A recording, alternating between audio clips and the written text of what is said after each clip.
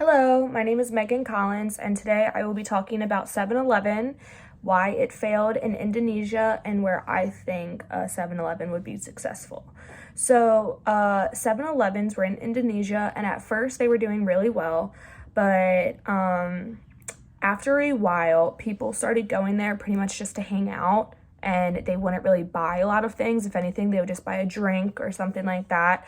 At the time, 7-Elevens in Indonesia did sell beer, so it was a huge hangout spot for young adults.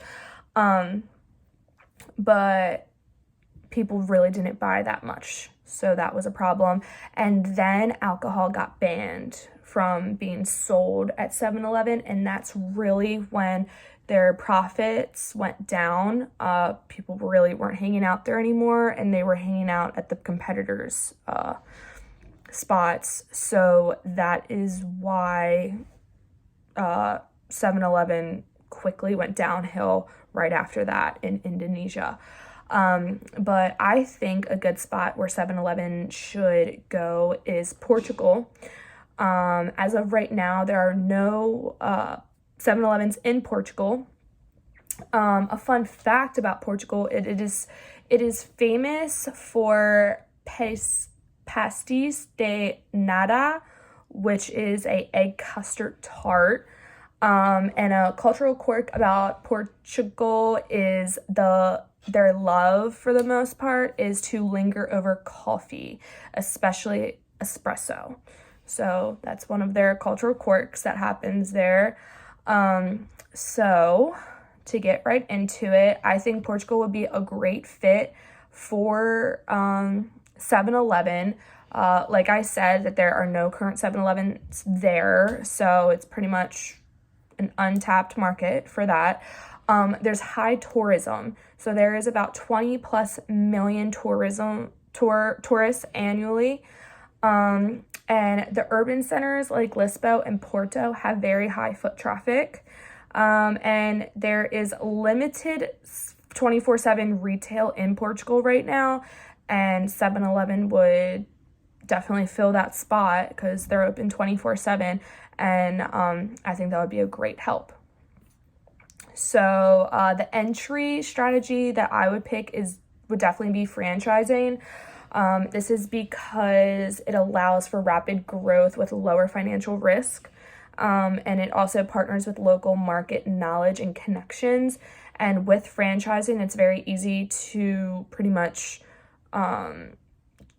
adapt the menu to these to Portugal, so they'll have regional favorites like those pastries or that coffee that I was talking about. They can adapt and change whatever would need to be done.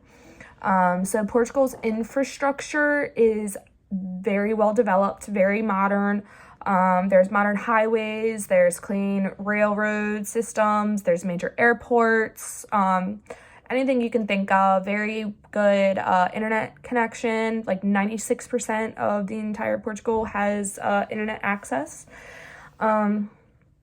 which is great for a lot of different reasons in 7-Eleven.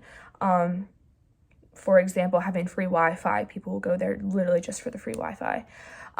So the infrastructure impacts on 7-Eleven include smooth logistics, so fresh products and fast restocks.